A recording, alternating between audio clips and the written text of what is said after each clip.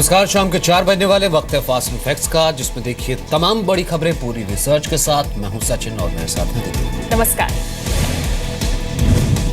Note ban के मुद्दे पर आज राज्यसभा में विपक्ष के नेता गुलाम नबी आजाद के एक बयान पर हंगामा हो गया। गुलाम नबी आजाद ने नोट बैन की तुलना उरी हमले से की थी। आजाद ने कहा कि उरी हमले में जितने लोगों की मौत नहीं हुई, उतने लोग सरकार के इस फैसले की वजह से मारे गए। किस तरह से आबशाई 40 के लोग मरने वालों की संख्या पहुंच गई। सर, हमारे ओडी में इसका आधा भी पाकिस्तान के आतंकवादियों की वजह से नहीं मरे। वो लोग बहस शुरू किया, उनका समझ में आ रहे कि उनके लिए नेगेटिव जा रहे, तो इसलिए वो कुछ ना कुछ बहाना ढूंढ के बहस करना नहीं चाहते, मुझे ऐसा लग रहा है। इससे पहले लोकसभा में भी इस मुद्दे पर हंगामा हुआ। विपक्ष चर्चा के दौरान प्रधानमंत्री के मौजूद रहने और जेपीसी के गठन की मांग करता रहा। कांग्रेस समेत लगभग पूरा विपक्ष सरकार के फैसले का विरोध कर रहा है। विपक्ष का कहना है कि सरकार ने फैसला सही लिया, लेकिन लागू करने का तरीका ठीक नहीं था।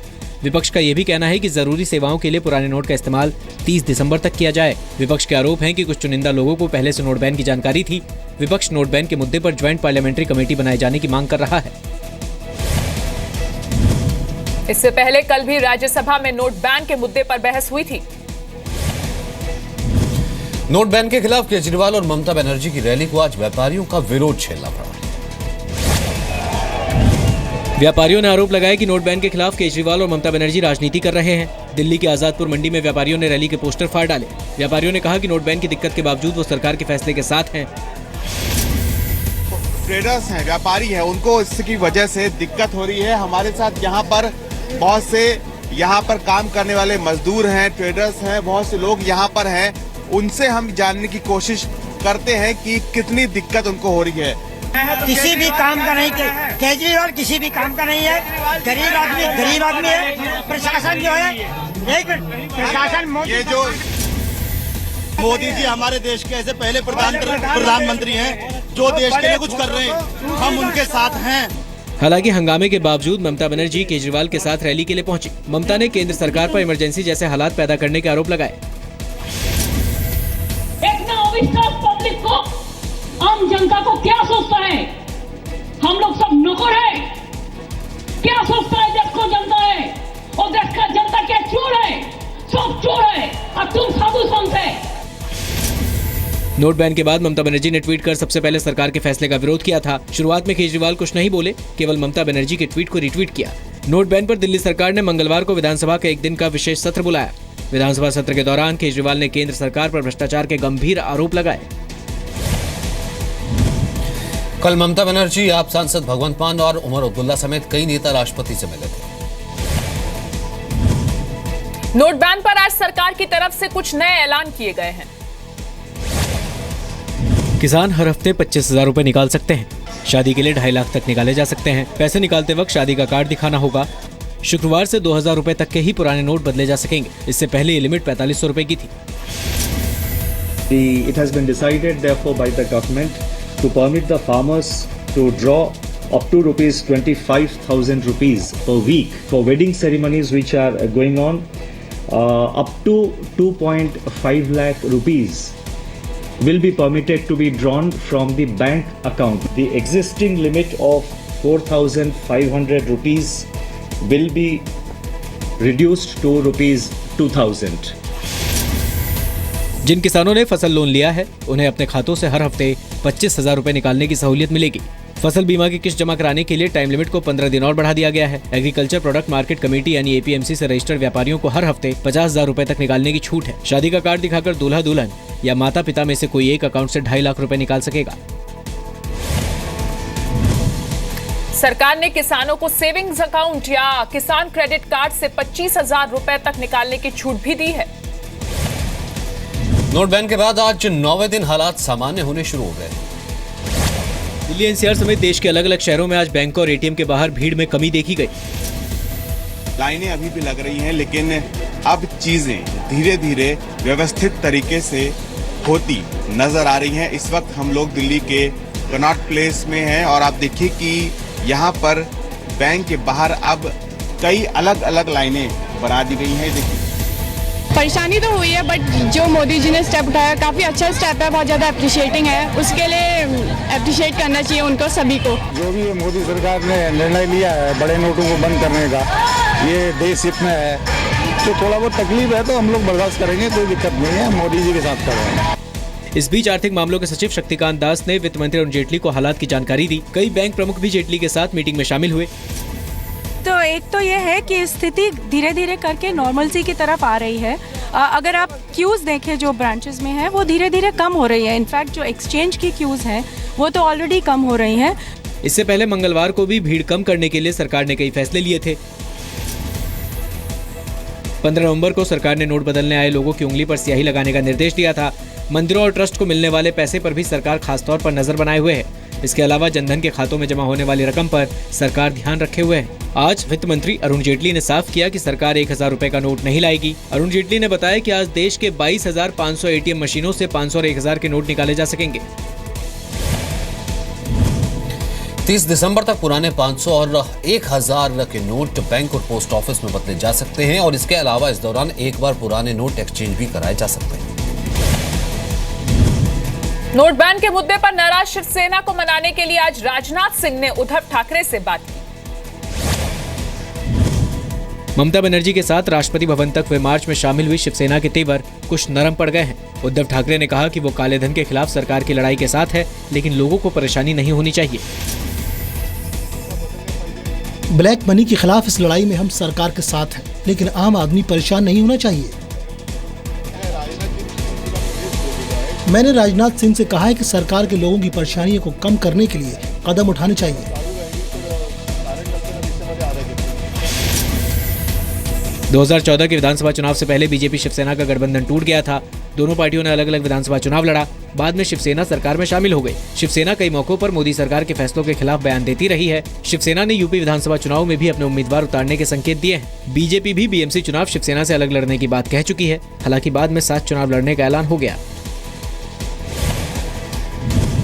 उद्धव ठाकरे ने पूछा कि बहुत सारे इलाके ऐसे हैं जहां बैंक नहीं है, वहां पर लोग क्या करेंगे।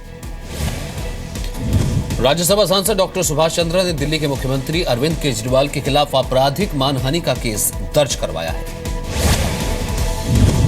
दिल्ली के पटियाला हाउस कोर्ट में अरविंद केजरीवाल के खिलाफ आपराधिक मानहानि का केस दर्ज करवाया गया है।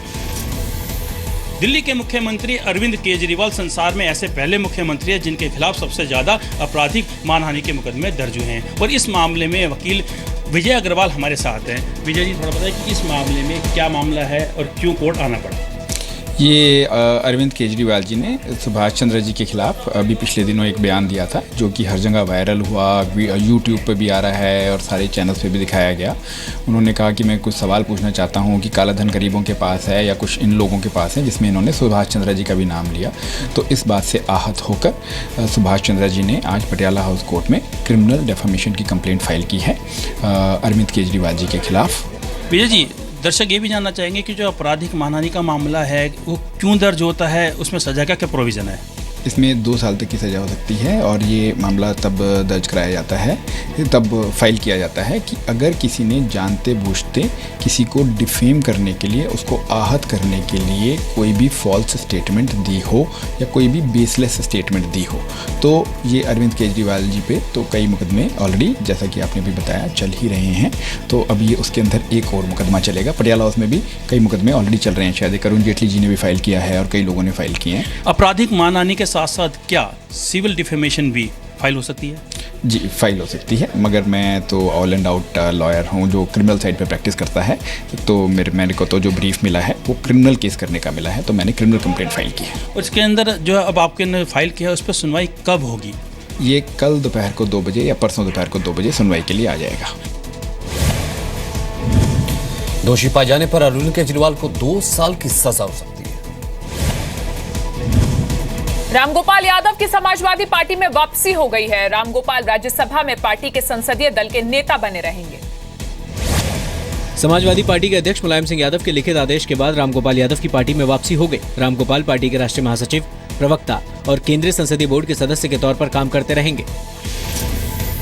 कल भी आप लोगों ने पूछा कि आप समाजवादी पार्टी के नेता के रूप में संसद में बोले, राज्यसभा में बोले, तो मैंने कल भी कहा था कि मैं तो जन्मजात नेता हूँ, तो पार्टी में वापसी है। अब नेताजी की कृपा है, नेताजी कभी मेरे खिलाफ नहीं रहे। श्री राम गोपाल यादव की वापसी कर ले, चाहे कितने भी लीपा पोती कर ले। सपा परिवार में पिछले काफी लंबे समय से जो आपसी वर्चस्व को लेकर जो घमासान मचा हुआ है वो अभी ठंडा नहीं हुआ है।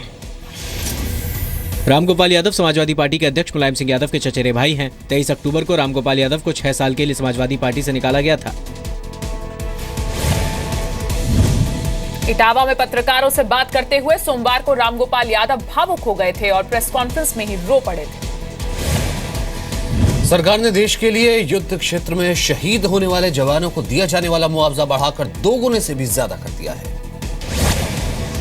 रक्षा मंत्रालय की ओर से जारी बयान में कहा गया है कि ड्यूटी पर तैनात जवान की दुर्घटना में मौत होने के एवज में दिया जाने वाला मुआवजा 10 लाख से बढ़ाकर 25 लाख कर दिया गया है। वहीं आतंकियों से मुठभेड़ या समुद्री डाकुओं से लड़ते हुए शहीद होने पर परिवार को 35 लाख रुपए दिए जाएंगे। युद्ध या युद्ध जैसे हालात होने पर या किसी दूसरे देश में भारतीय नागरिक के रेस्क्यू के दौरान जान जाने पर 45 लाख रुपए मुआवजा दिया जाएगा। शहीद के परिवार वालों को मुआवजा प्रधानमंत्री राहत कोष से दिया जाएगा। 7वां वेतन आयोग डिफेंस में लागू होने तक प्रधानमंत्री राहत कोष से मुआवजे की रकम दी जाएगी। यूपी के ललितपुर में एक बेटे ने पिता की लाइसेंसी बंदूक से गोली मारकर आत्महत्या कर ली। पुलिस लाइन में रहने वाली तुलसीराम के परिवार में मातम है। बेटे आदित्य यादव ने पिता की बंदूक से गोली मारकर अपनी जान ले ली। परिवार ने बताया कि आदित्य बहन को कोचिंग सेंटर पर छोड़कर आया था, जिसके फौरन बाद उसने कमरे में जाकर आत्महत्या कर ली। ठीक है, अहमद ने हमें बताया कि जल्दी आ जाओ, तुम्हारा कुछ हो गया, तो हम समझे एक्सीडेंट हो गया इसका। देखा यहाँ के माजरा ये था। मैं जीडी में नोट लगा रहा था, उसी वक्त इसको कोई सूचना मिली कि बेटे का एक्सीडेंट हो गया है। ये वहाँ से भागा, बोले आप देखना मैं बेटे का एक्सीडेंट हो गया, मैं बाहर जा रहा हूँ घर। ये चलाया, मैंने अपना थोड़ा वो सोचा कि देखते हैं, फिर लोगों ने बताया कि जाइए, उसने गोली मार ली है। इसके फादर फायर ब्रिगेड में है। अपनी सिस्टर को सुबह 6:30 बजे कोचिंग से छोड़ करके आया और अपने घर में रखी हुई डीबी गुड़िया जो कि बक्से में थी उसे निकाल करके गोली मार ली। 21 साल का आदित्य झांसी में ITI की पढ़ाई कर रहा था। पुलिस ने शव को पोस्टमार्टम के लिए भेज दिया है। आदित्य के पिता यूपी पुलिस में सिपाही के पद पर तैनात हैं।